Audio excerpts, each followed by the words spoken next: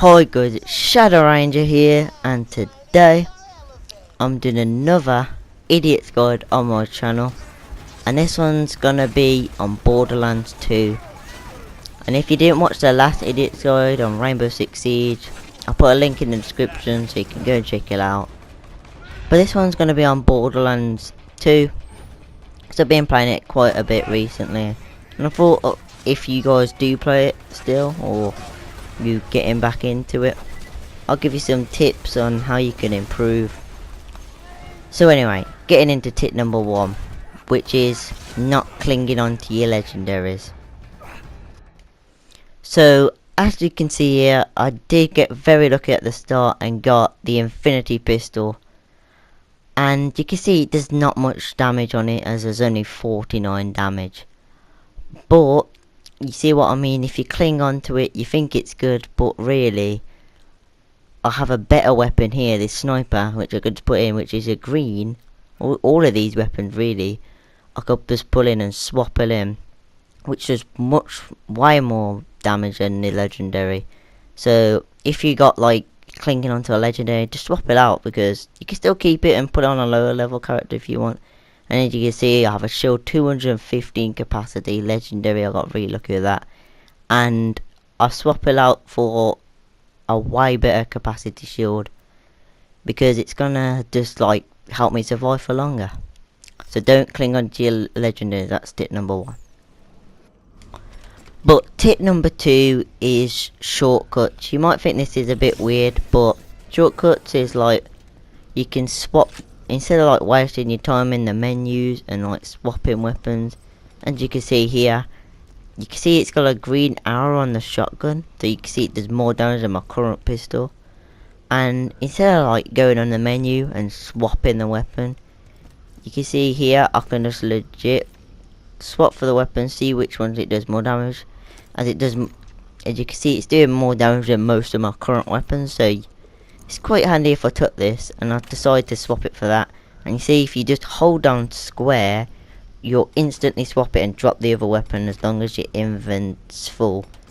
So it's kind of handy. And if you hold down square on money boxes and ammo, it'll automatically pick it up. So shortcuts is just a little kind of trick and tip that can just help you get, like, instead of messing around in the menus, as you see here, look, hold down square and you pick up all the ammo instead of just clicking it one by one. So it's quite a nice handy tool if you didn't know about it. But anyway, moving on to tip number 3, which is farming bosses. As you can see in the clip here, we did just kill Bunker, me and my mate, and yeah, farming bosses can be very useful, especially if you're playing people like Cree, or well, anyone really. Like if you're playing like Zero, you want to look for a good sniper. It's good to farm a boss that has a good sniper, or Krieg, who has like who needs a fire shield or something. But anyway, we was just farming the bunker, hopefully getting the bitch or the sham. And as you can see, there's a lot of loot, so he's looking for it all. And you see me there's pick some iridium, and we did get lucky after killing it. I think it was the 6th time we killed the bunker, and eventually we did get the sham, as I had to drop, well, you think the sham is worse, but it has a absorb rate as like 81%, so the sham is better, even though it does have a low capacity. But I did have to drop a couple of things before I could put it on. But yeah, farming bosses is very useful in the late game. As you can see, I do pick a lot by pressing square, which help the shortcut, so you put it instantly on. And you think, oh yeah, the capacity is quite crap on that, but look, if you look, absorption 81%, that's quite a high percentage, so most of the time, most of the bullets won't affect me. And that's why farming bosses is very useful. But we also farmed mortar to try and get the grenade mod. And as you can see here, me and my mate's quite high level, so we just absolutely wrecked mortar. And we got lucky enough to drop the grenade mod. and as you can see off my current grenade mod, it's way better. And look how much slower it would be if I had to keep doing this. But this is how simple it is if you use the shortcuts. Bang, you just do that and it drops the old one because my invert's full, and there you go. Simple as that. So farming bosses is tip number 3.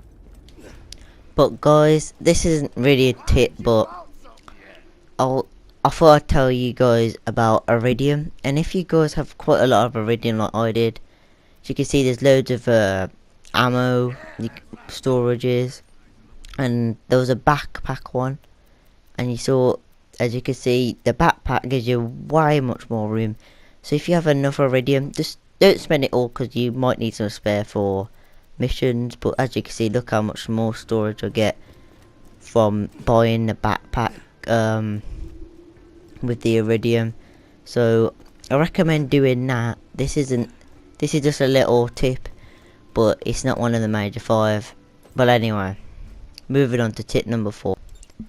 Tip number 4 is doing side quests. As you could see there, I just did the side quest, and then they might be undiscovered, but just go to the exclamation marks on the map and then you can discover them.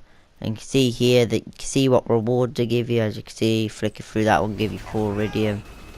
And yeah, loads of different side quests give you different rewards. Some of them give you shotguns, some of them give you shield. So side quests I do recommend doing, because if you're under leveled for a mission, you obviously don't want to do it, because being under leveled on Borderlands is definitely not a good idea to do, because you'll just get absolutely raped and die instantly. So I recommend being over leveled, then you'll easily do the mission and succeed. So tip number 4 is do side missions. But moving on to tip number 5, and tip number 5 is to not spend your golden keys on this chest until you're level 72, which is the max level. Because as you see, I do spend the golden key, and look what I got. I got a rocket launcher, and it's not even a legendary, it's just purple.